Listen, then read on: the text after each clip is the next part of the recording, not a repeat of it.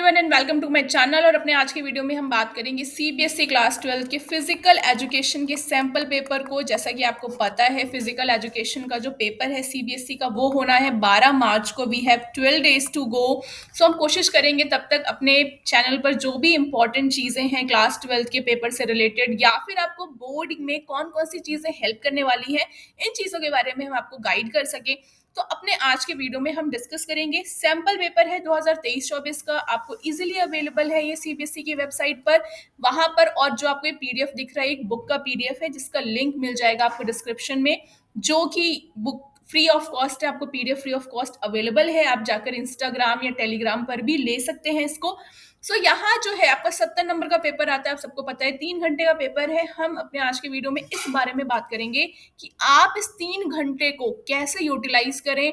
70 और 70 स्कोर करने के लिए 65 तो आप आराम से स्कोर कर सकते हैं। बस आपको जरूरत है थोड़ा सा ध्यान देने की कि आपने क्वेश्चन को किस तरह से प्रेजेंट करना है। आपके टोटल 5 सेक्शन होते हैं यहाँ पर, 34 क्वेश्चंस होते हैं। और यहाँ का जो सबसे पहला सेक्शन है वो सबसे ज्यादा इंपॉर्टेंट है। अगर आप इस 18 में 15 क्वेश्चन भी सिक्योर कर रहे हैं, तभी आप सोच सकते हैं कि आप 90% मार्क्स जो है वो लेकर आए। क्योंकि एमसीक्यू जो है ये सबसे इजी भी है और सबसे ज्यादा टफ भी है। यहाँ एक ऑप्शन लिखने का आपको 1 नंबर मिलता है और वो गलत होने का सीधा कट जाता है। There is no step marking, that's why ये सेक्शन थोड़ा सा ज्यादा इंपॉर्टेंट है।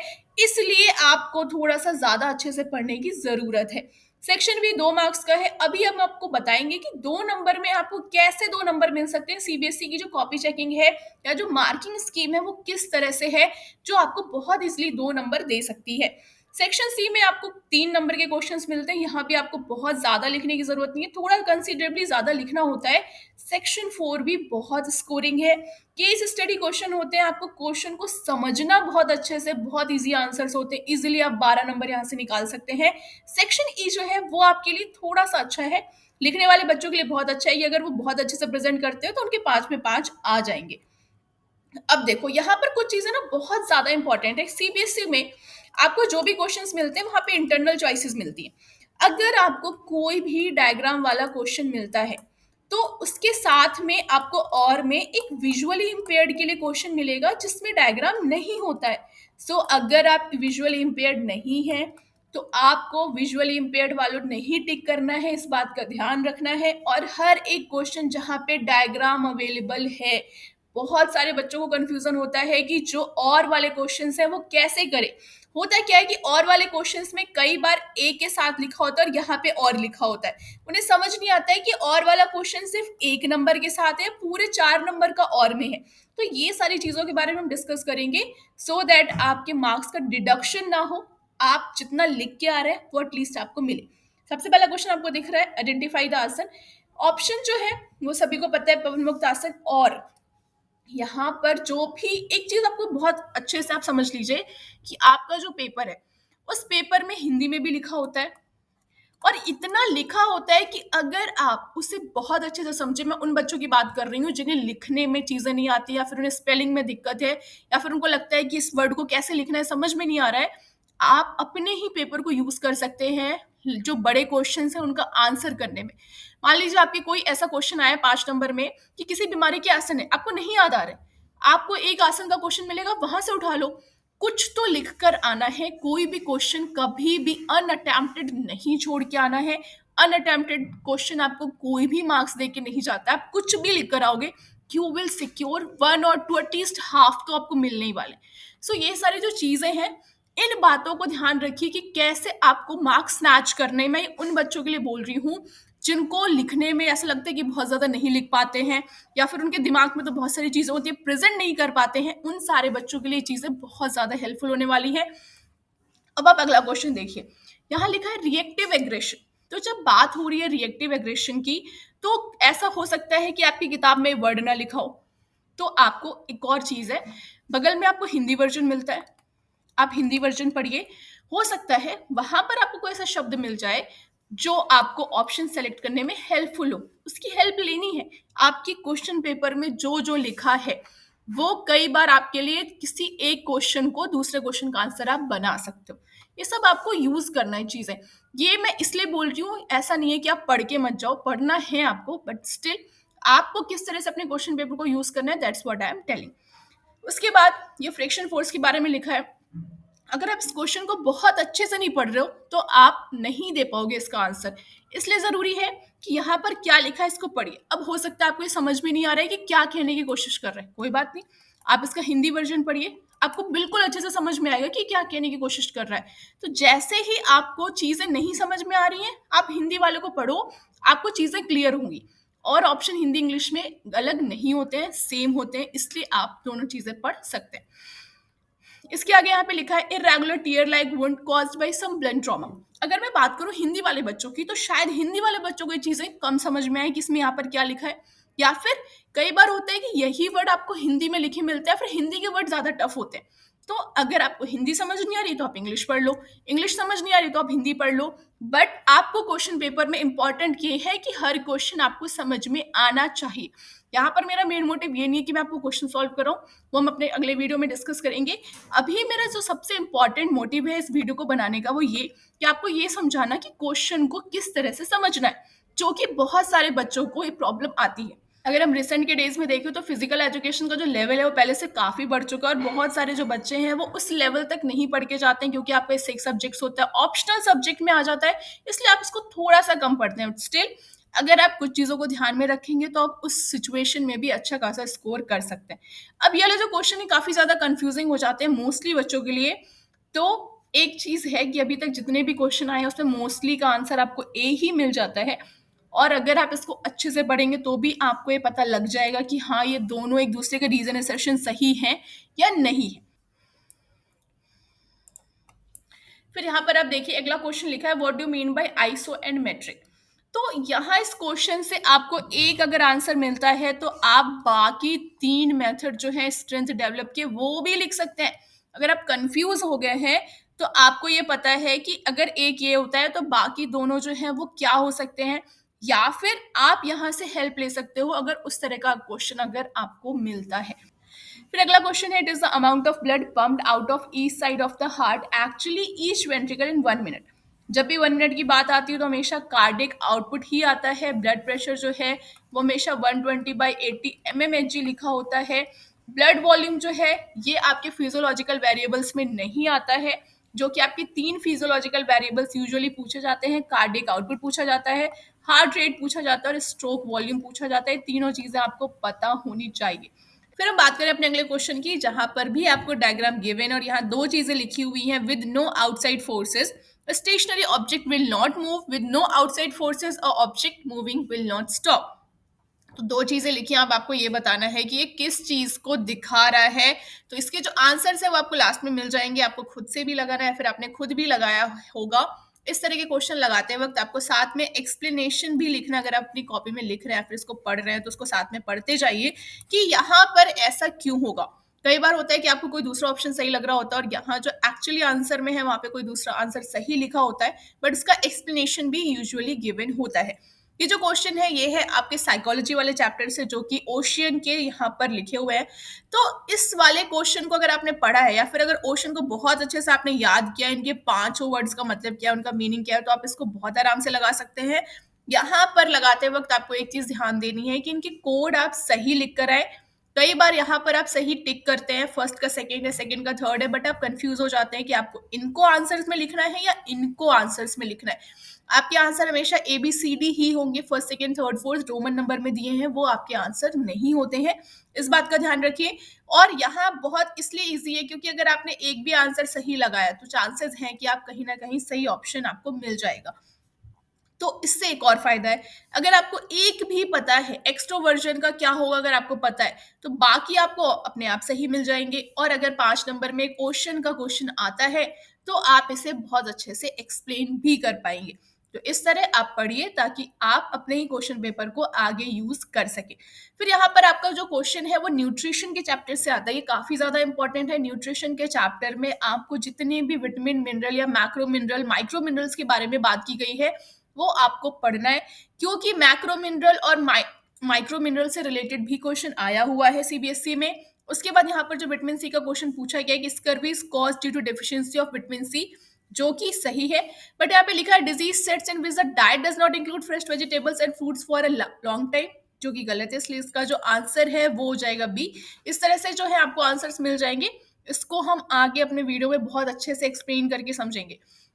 ये जो क्वेश्चन है 1 gram of carbohydrate contain calories, ये वाला जो क्वेश्चन है ये भी कई बार आया है, पिछली भी बोर्ड में पूछा जा चुका है कि प्रोटीन में कितनी कैलोरीज होती है, फैट्स में कितनी कैलोरीज होती है। ये 1 वर्ड के हैं। और अगर आप कोई भी सैंपल पेपर लगा रहे हैं तो वहां पर आपको हर एक चैप्टर में कम से कम 20 से 25 ऐसे एमसीक्यूज मिल जाते हैं और वही सीबीएसई में पूछे जाते हैं, बहुत ज्यादा कुछ डिफरेंट नहीं है।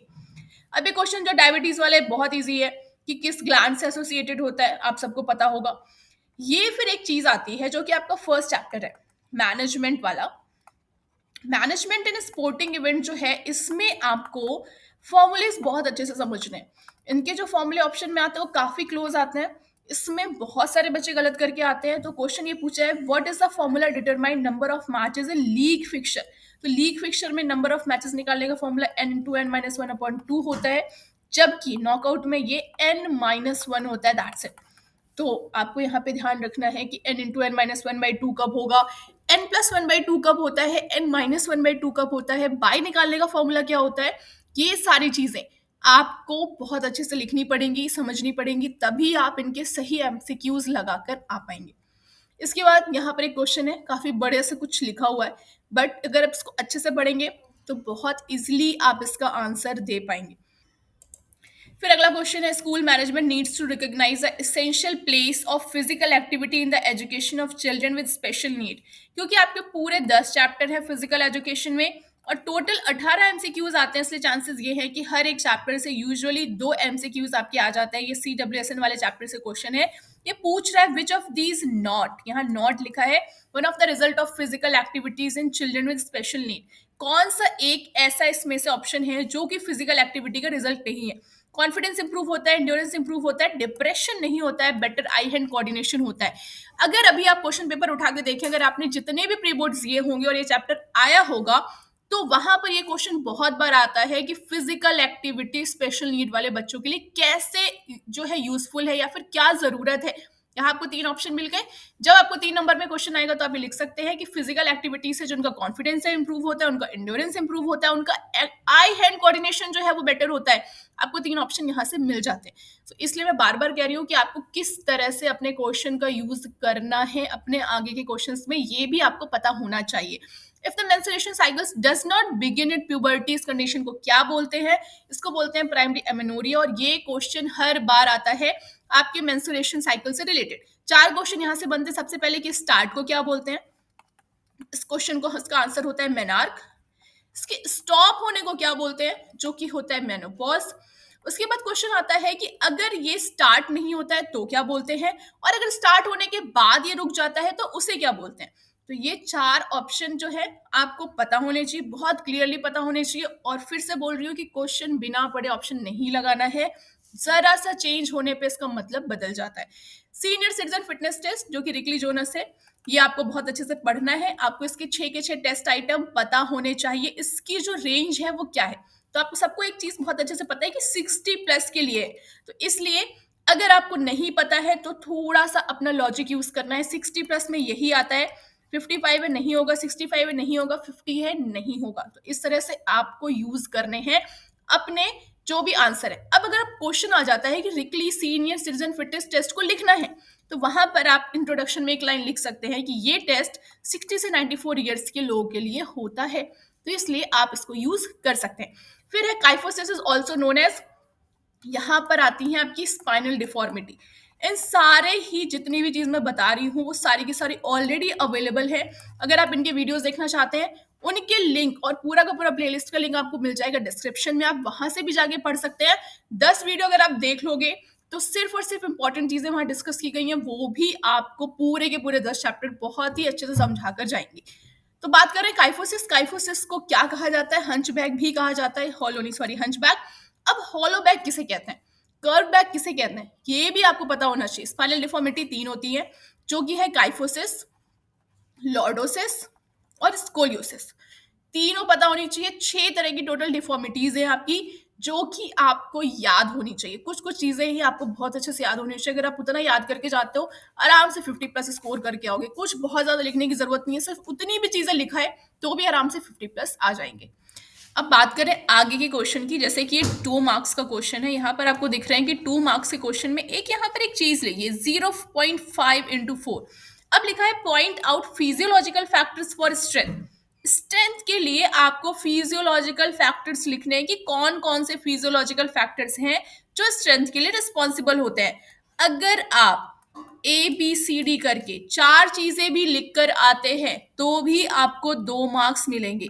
तो या तो आपको पॉइंट टू पॉइंट चीजें पता है तो आपके लिए बहुत ज्यादा बेनिफिशियल है, आपको बहुत ज्यादा लिखने की जरूरत नहीं है। जैसे कि आपको पता है कि स्ट्रेंथ के लिए एक बहुत ज्यादा इंपॉर्टेंट चीज होती है फाइबर्स, स्लो ट्विच फाइबर है, फास्ट ट्विच फाइबर है। तो इस तरह से आपको लिखना है कि आपको फिजियोलॉजिकल फैक्टर्स कौन कौन से हैं जो स्ट्रेंथ को डिटरमाइन करते हैं। नेक्स्ट क्वेश्चन है right a short note on goal setting. अब गोल सेटिंग पे आपको शॉर्ट नोट लिखना है। 1+1 है, 2 पैराग्राफ में आप चीजें लिखिए। सबसे पहले आप बताइए कि गोल सेटिंग होता क्या है, गोल सेटिंग किस तरह से की जाती है। सेकेंड, गोल सेटिंग जो है उसकी इंपॉर्टेंस क्या है या फिर वो किस तरह से परफॉर्मेंस को इंप्रूव करती है। 2 पैरा लिखा, आपको 2 मार्क्स आराम से मिल जाएंगे। फिर हम बात करें नेक्स्ट क्वेश्चन की, जो कि लिखा है explain isokinetic exercise with suitable examples. तो यहाँ पर आपको स्ट्रेंथ डेवलप करने के लिए 3 तरह के मेथड्स होते हैं, आइसोमेट्रिक, आइसोकाइनेटिक एंड आइसोटोनिक। तो यहाँ आइसोकाइनेटिक के बारे में लिखा है, आपको आइसोकाइनेटिक के लिए एक्सरसाइजेस लिखनी है और यहाँ पर आपको सिर्फ एक्सप्लेन करना है और एग्जाम्पल्स लिखने हैं, बस 2 चीजें आपको लिखनी है, बहुत ज्यादा आपको लिखने की जरूरत नहीं है।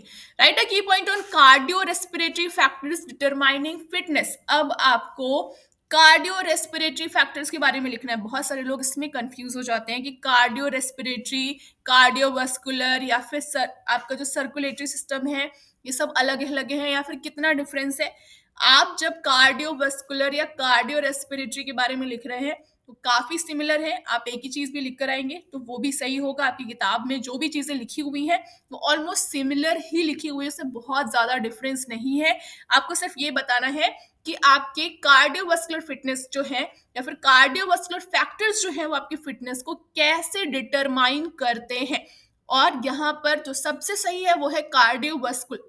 कार्डियोवास्कुलर में आपकी जो भी सर्कुलेटरी सिस्टम है उससे जुड़ी भी चीजें आती हैं और रेस्पिरेटरी सिस्टम से भी जुड़ी चीजें आती हैं, इसलिए इन्होंने यहाँ पर दोनों चीजें लिख दी हैं। तो आप अगर इन दोनों को अलग अलग भी लिखते हैं कि आपके जो कार्डियोवास्कुलर सिस्टम है वो और जो रेस्पिरेटरी सिस्टम है वो दोनों कैसे डिटरमाइन करता है, तो ये आपका बेस्ट तरीका है इस आंसर को प्रेजेंट करने का।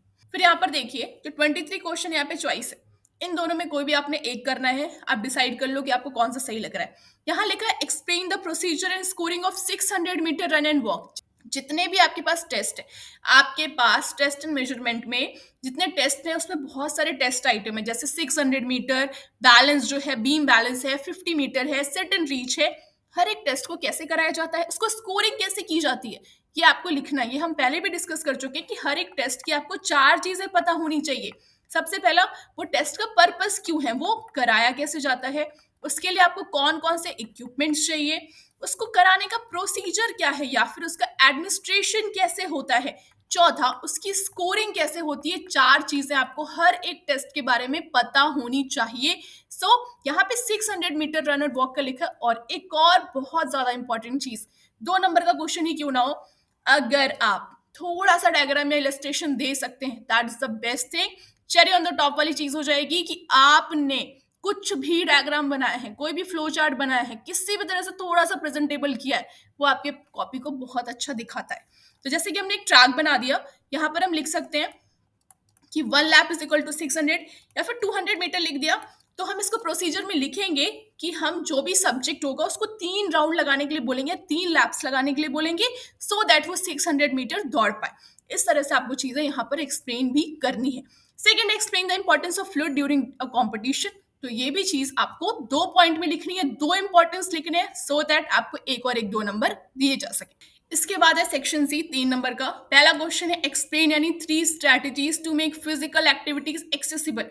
एक चीज आप गांठ बांध लो, 2 क्वेश्चन आपको CWSN से मिलने ही मिलने हैं।